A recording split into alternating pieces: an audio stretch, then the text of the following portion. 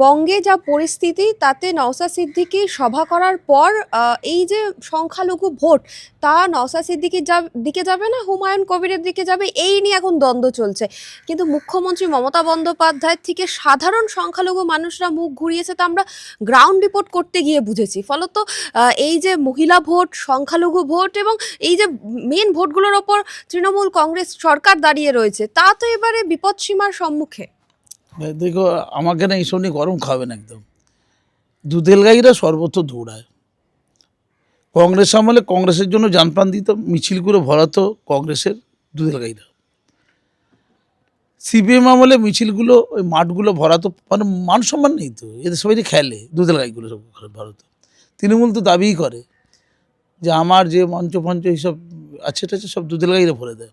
দুধেল গাই আছে বলে এই সবগুলো যে সমাবেশ জমায়েত এসব পার্টির হয়। সেই দুধেলগাই ওরিয়েন্টেড সংগঠন আইএসএফ বা মিম বা হুমায়ুন কবিরের কি একটা দলের নাম ভুলে যায় বারবার, তারা কি করবে? মানে আমি তো তোমাদের আগেই বলেছি, সারাদিন ওই বিড়ি শ্রমিক হয়ে খেটে সারাদিন পর 200 টাকা পায়। কত? 178 টাকা পায়। 178? আগো আমি একটু বাড়িয়ে দিয়েছিলাম, 178। 178, তাই 200 টাকাই ধরি না, এদিক ওদিক থেকে 200 টাকা পেয়ে যায় ধরো পায়। তারপরে হুমায়ুন কবির বললাম যে বাবরি মসজিদ করতে হবে, ইট পুজো করতে হবে, কর সেবক হয়ে যাও তোমরা। তোমরা একবারে সেই বাবরি মসজিদ যারা ভেঙেছিল, রাম মন্দির করেছিল বলে দাবি করে কর সেবক, তাদের মতো হয়ে যাবে। তারা কি সুন্দর দেখতি, তাই না? তাদেরকে অনুসরণ করো, অনুকরণ করো, হ্যাঁ, এটা হয়ে যাবে। দিদির অনুপ্রেরণা নিতে হবে না, ওই রাম মন্দিরের কর সেবকদের অনুপ্রেরণা নিল। মুশকিলটা কী বলতো, নিতে গিয়ে কি ফল হবে কেউ জানে না।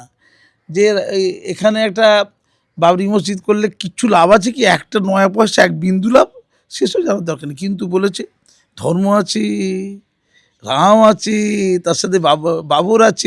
বাবর একটা মানে বৈদেশিক আক্রমণকারী, সে আবার ইসলামের কী হলো আবার?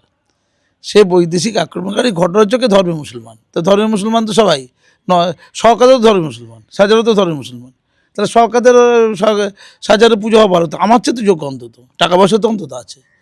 অন্তত আলিয়া বিশ্ববিদ্যালয়ের এই কোর্ট মেম্বার করেছে তো শওকত মোল্লাকে, সে পিএইচডি হতে হয়, মোটামুটি পিএইচডি হতে হয়। তা দিদি বললেন যে পিএইচডি তো অনেক ধরনের হয়, বোম বাঁধা তো পিএইচডি। শওকত মোল্লা ভালো বোম বাঁধে, দিদি সার্টিফিকেট দিয়েছে, কিন্তু এটা পিএইচডি আছে।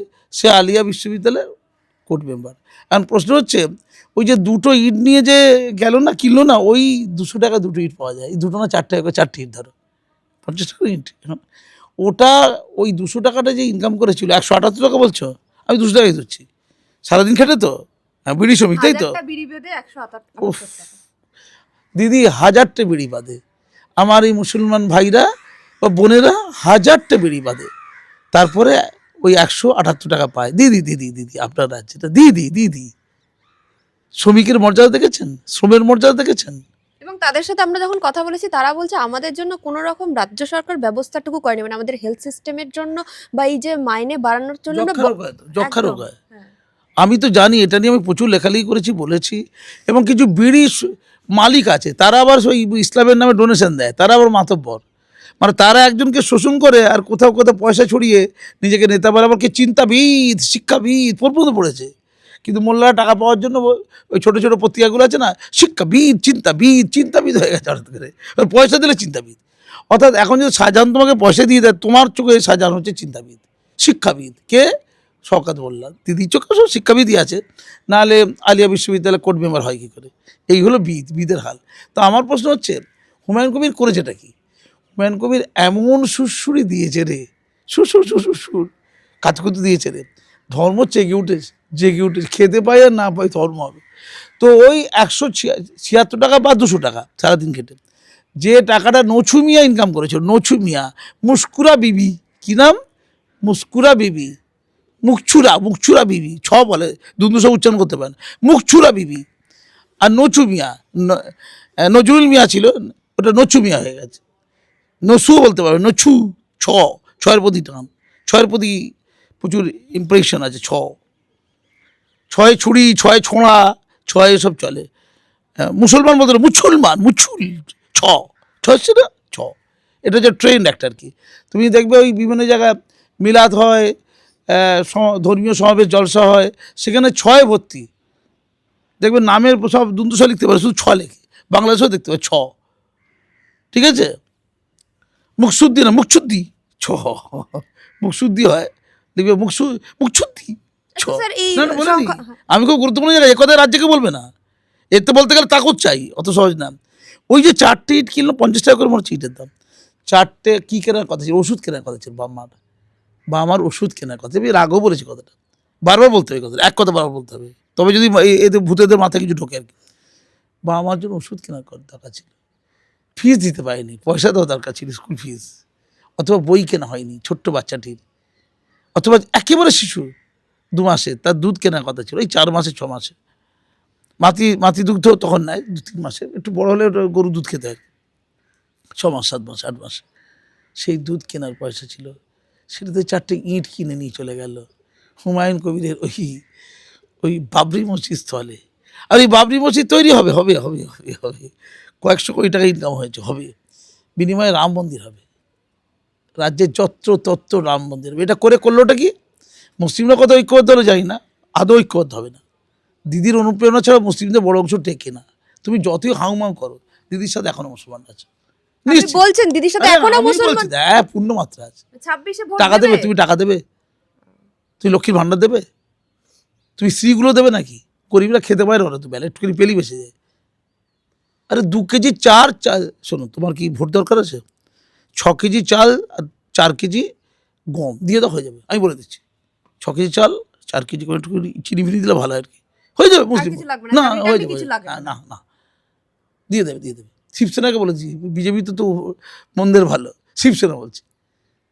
আচ্ছা বজরং দল আছে, তাকেও দিয়ে দেবে। এই ধর্মটার আবার ব্যাপার আছে, ধর্ম দিয়ে বুঝিয়ে দিলাম ঝামেলা আছে, টাকা দিলে ধর্ম নষ্ট হয়ে যাবে। যত ধর্মের নামে ওই সাম্প্রদায়িক দাঙ্গা ফাঙ্গা টাকা দিয়ে হয়, সব এমনি হয় না।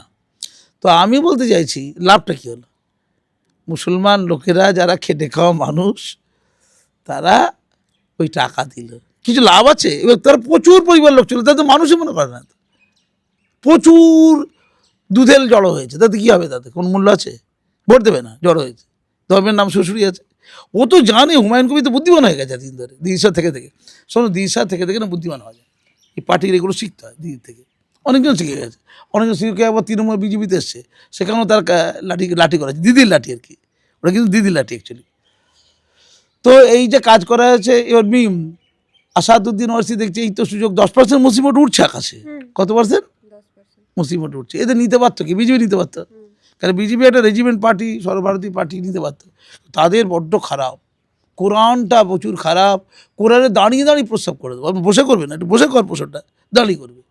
প্রজাদের অসীম সরকার, মানে ভাল লাগেনি কোরআনের বাণী, ভাল লাগেনি, পড়বো না, পাশে থাকবো না, প্রতিবাদও করবো, দাঁড়িয়ে প্রস্তাব করবো, জরুরি ভোট, তারপর মুসলিম ভোটে চলে যাক, মুসলিম ভোট বিজেপিতে ঢুকে দেওয়া যায়।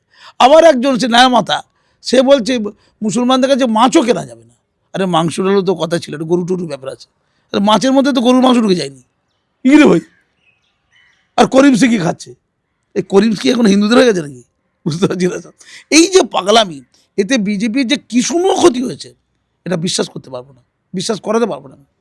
এই যে পরিযায়ী শ্রমিকের যদি ব্যাপার থাকতো, কিছু যদি হতে যেত, বিজেপি সবচেয়ে আগে যাওয়া উচিত ছিল, যে আমরা বঙ্গের মানুষদের বাঙালি দেশ, হিন্দু মুসলিম যাই হোক, এটা বোঝে না, এটা তো পলিটিক্সে বুঝতে হবে।